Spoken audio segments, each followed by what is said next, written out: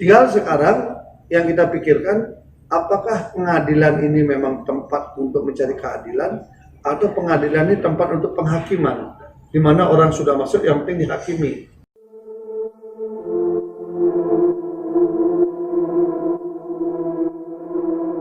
Kasus asusila ini kan lucu.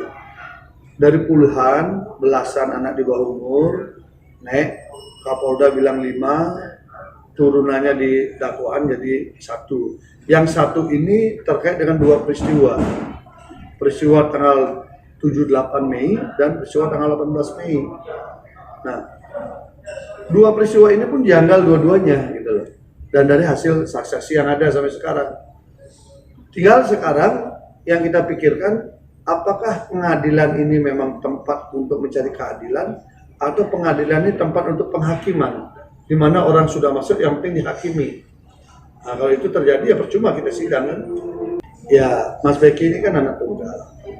Ya, tunggal yang diakui oleh Kiai Tar sebagai pelanjut lah ya, dan dipercaya untuk mengurus banyak urusan di sana.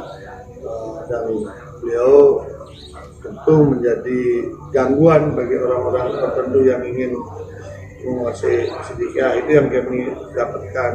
Sisi yang lain ada politik lokal yang merasa tidak nyaman dengan eksistensi Mas Beki dengan Sidikiyahnya. Politik lokal spesifik Ya, ada kekuasaan lokal yang tidak nyaman lah. Gampang kita lihat. Sekelas menteri aja datang ke tempat situ kan tidak didampingi oleh kepemimpinan lokal di sana.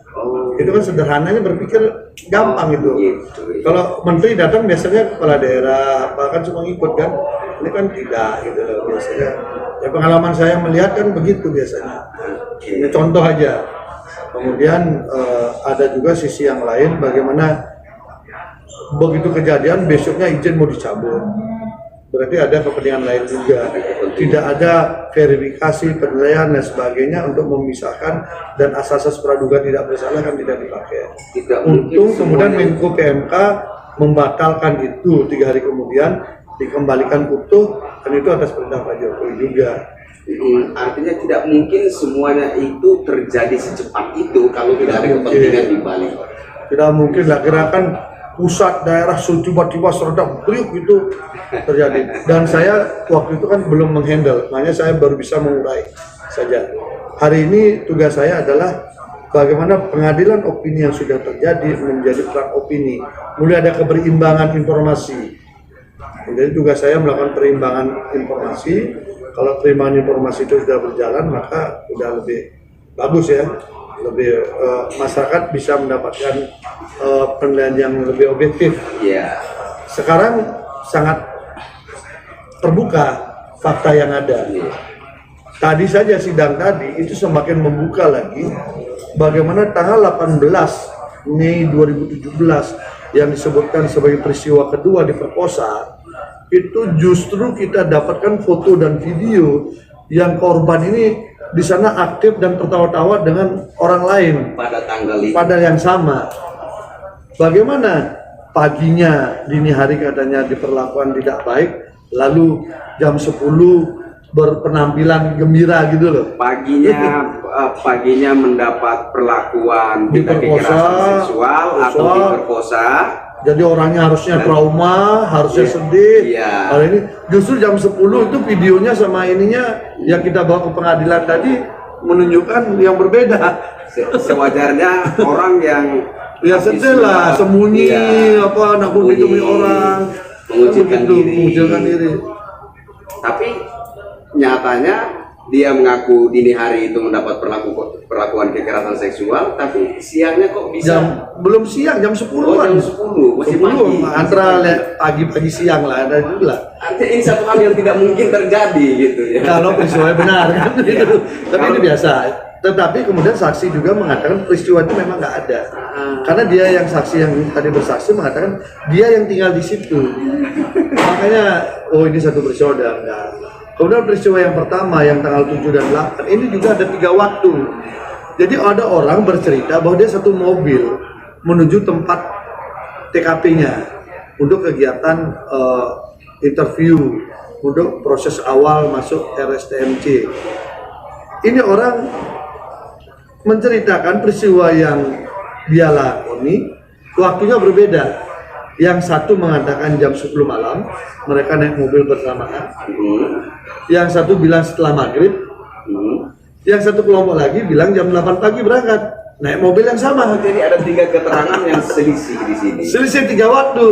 Nah, yang mana nih betul? Jadi tampaknya yang ngatur skenario ngapalkan teksnya nggak pas. Mungkin ada sutradara, ada set sutradara. Ini tampaknya tidak sinkron ini ngatur waktunya. Ini pada sidang tuh ya, rekamannya ada. Nah, kemudian tempatnya juga. Tempatnya ada satu dibilang di gubuk di teras gubuk terapi, yang satu dibilang gubuk cokro kembang yang jauh. Nah, mereka rata-rata yang sama dan memang wawancaranya siang hari. Mereka ini. Tapi ketika dia menceritakan soal korban, ini terbelah. Ada yang mengaku bahwa habis saya lihat sendiri, yang ini cerita, ini sudah pulang, tapi dia mendengar bahwa ini dibawa ke dalam. Jadi ada cerita-cerita yang saling berselisih satu dengan yang lainnya. Ada yang berselisih, ada yang bertabrakan juga, ada berserempetan. Jadi dalam kasus ini memang saya menyadari apakah ini menjadi pengadilan atau penghakiman, ini yang kita lihat. Tapi kalau penghakiman publik udah sempat terjadi, hari ini publik mulai dicerahkan, mulai orang mengerti. Karena semua manusia pasti punya rasa keadilan. Hari ini kita bisa marah sama orang itu kita anggap penjahat. Tapi ketika lama-lama kita tahu ternyata dia bukan penjahat, maka rasa iba kita akan muncul, kemudian rasa pembelaan kita akan muncul.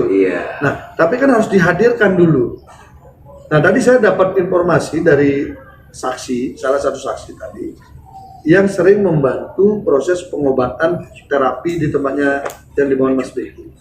Dia bagian jemput-jemput orang di pedesaan, di pedalaman gitu kan. Nah, mereka ini cerita bahwa kalau misalnya tidak sembuh di sini, harus dirujuk ke rumah sakit, itu Mas Beki juga nanggung, membiayai gratis. Di sini pengobatan gratis, ternyata jiwa sosial Mas Beki tinggi sekali. Jadi cara beliau itu, dan saya mendengar juga beliau itu punya program membantu janda-janda yang tua hidup kurang bagus, kasih bantuan sembako secara rutin. Kegiatan sosialnya luar biasa. yang menjadi sorotan publik hari ini. Orang-orang seperti ini malah diinginkan. Iya, peristiwa asusila. Iya, peristiwa asusila. Makanya kan saya berapa kali tanya pada saksi-saksi yang hadir, apakah ini pemerkosaan, apakah ini persetubuhan, apakah ini pencabulan? Pada bingung semua cerita. Oh, jadi ketiga-tiga ini beda? Beda. Kalau pemerkosaan itu dia melakukan dengan pemaksaan, ancaman kekerasan. Ya, jadi kemudian ada kemudian bersetubuh dan lain sebagainya. Kalau persetubuhan bisa saja suka sama suka. Kalau pencabulan tidak mesti sampai persetubuhan. Oh begitu. Meremas-remas alat vital, itu termasuk pencabulan. Makanya saya kejar apa masalah ini berbeda-beda. Oke. Melihat dari sayang ya sidangnya tertutup ya, karena gitu. aturannya sih. Jadi melihat dari fakta-fakta persidangan yang sementara ada saat ini, apakah boleh kita berasumsi bahwa sebenar-benarnya peristiwa pencabulan itu tidak ada? Kalau saya meyakini peristiwanya memang nggak ada. Itu saya bilang ini fiktif. Kenapa? Kalau dia betul peristiwanya, mestinya waktunya tidak ada 3. Waktunya 3. Dari orang yang sama yang mengaku naik mobil APP merah. Ada waktu. Ada berangkat jam 10 malam, ada yang berangkat jam habis maghrib, ada yang berangkat jam 8 pagi. Sama-sama ngotot di atas sumpah. Kita yang bingung kan? Ini yang benar yang mana? Sama-sama ngotot, tapi keterangannya ada yang saling bertabrakan, ada yang saling berselisih. Nah, kemudian ketika dibawa ke ke lokasi di mana lokus deliktinya, ada 2 tempat berbeda lagi. Jadi bagaimana kemudian ini? Nah, itu